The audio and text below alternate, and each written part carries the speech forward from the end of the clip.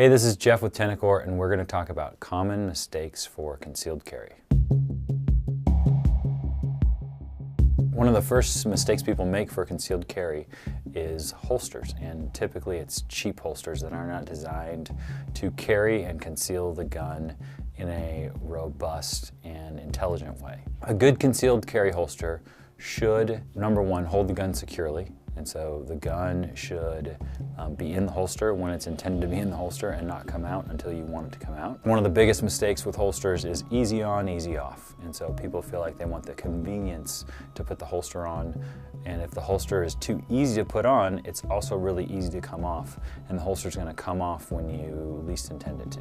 Additionally, with the attachments, they should be robust. So oftentimes attachments are the cheapest, easiest way for a holster manufacturer to connect the gun and holster to a belt or the body.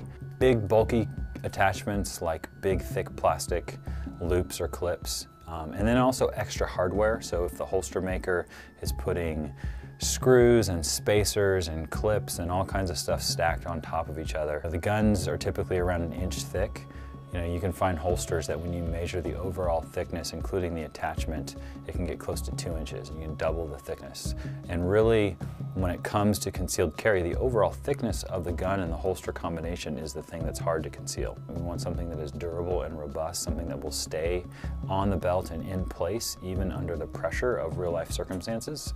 So not just getting in and out of your car or dry firing in front of your mirror, but if you're rolling around on the ground fighting with somebody, is the holster going to stay where it's supposed to be? So really what you want are holsters that are designed specifically for concealment. So on the belt holsters with big bulgy attachments, something like a paddle holster isn't really designed for concealment, it's just designed for range use and ease of carry, and isn't really suitable for concealed carry because it's going to print and it's not going to hide the gun very well. Also things like a Blackhawk Serpa holster, right? I mean, there's obviously issues with the mechanism that don't work very well. Puts your trigger finger pressing basically on top of the trigger, which is dangerous. But then also the way the holster is designed, the gun sits way far out from the body and doesn't lend itself to concealment. So you want to make sure you find a holster that has high quality attachments that are durable, that are robust, and that are going to sit low profile relative to the holster so that when you put it on, it's going to sit low profile relative to the body and not be bulky unnecessarily in print. The second challenge for a lot of people is using the wrong belt. Usually it's one of two extremes. It is the belt that they bought at Old Navy that is flimsy and soft and is barely works for holding your pants up, and you add the weight of a gun and a holster and it doesn't work at all. And so having something thin and flimsy like that is a no-go. Then on the other extreme, as far as concealed carry goes, is taking a belt that is stiff and durable, like a duty belt, that someone has basically taken a duty belt thickness and duty belt sturdiness and turned it into a concealment belt. And that also doesn't make sense, right? The reason why that law enforcement duty or competition belt is so thick is because you're putting so much weight on it, and that weight is hanging off of it and not sitting close to the body. And so that's important for those uses, but it's not important for concealed carry. So for concealed carry, you need a belt that is just stiff and rigid enough to support the weight of the gun you're going to carry. So if you're going to carry something like a Glock 19 or a 43X, particularly on an inside the waistband holster, you don't need that stiff of a belt.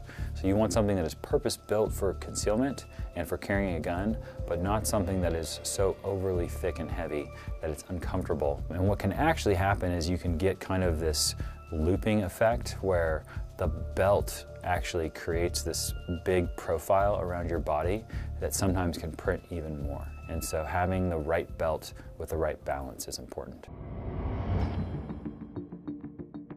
The third issue to address is clothing choices. It's a big, heavy piece of metal and you're trying to carry it around and conceal it, and that is a new thing for most people. Just like with a belt being too flimsy or too stiff, you can have issues with clothing that are too tight or clothing that is too baggy. So clothing that is too tight, there isn't enough room or volume in there to conceal the gun without printing. And some people may not care, and that's fine if you don't. There needs to be some volume to the clothing, and it can't be skin tight in order to conceal the gun properly. So that there's a balance of that. But also on the other end of things, you can have clothing that is too big and loose. It might work well for covering the gun up, but it may not work well for keeping the gun secure and stable. So like, it's not just the belt, but it's your pants. And the pants have to be loose enough that it's not printing weirdly, and it also has to be tight enough and sturdy enough that it supports the weight of the gun and really the tension of your pants against the holster, and this is for an inside the waistband holster, is really important for optimized carry and for optimized concealment. If you have clothing that is too loose and is dangling around, that clothing sometimes can get caught in places you don't want it to. So it may not stay tucked in behind the holster very well. It also, if you're training and using the gun, you may draw and the shirt comes out, or the shirt gets tucked into the holster, and you end up with all kinds of issues with regard to training and use of the holster because you have this big, baggy, flowing clothing all over the place. The fourth mistake for concealed carry is thinking that you need the tiniest gun possible. Right there again, this is a kind of an extreme thing. Some people will go with the smallest gun possible. Some people go with the biggest gun possible. And what you need to find is the balance of concealability and shootability. Generally, the bigger the gun, the more shootable it is. And the smaller the gun, the more concealable it is. So you got to find the right balance based on your clothing style and your body shape and size on what is basically the biggest gun you can get away with concealing.